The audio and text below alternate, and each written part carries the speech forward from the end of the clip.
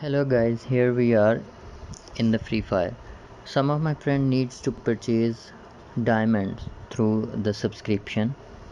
So okay, here we are. If you want to purchase the diamond in FreeFire, you can click and select the bundle whatever you want, and then it will ask you few options from the Google Play stores. We need to add a payment method here.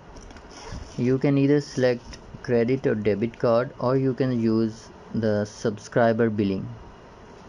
Okay, here we are going for the subscriber billing. We just need to select this one, or first we have to set up our subscriber. Here we just need to click this subscriber button, and then this tick will show that your subscriber is connected with the Google Play Store.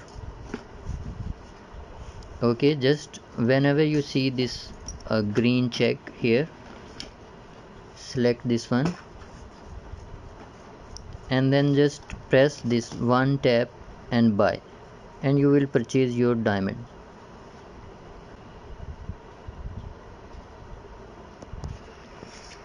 Here I use my fingerprint password. Use this password and verify.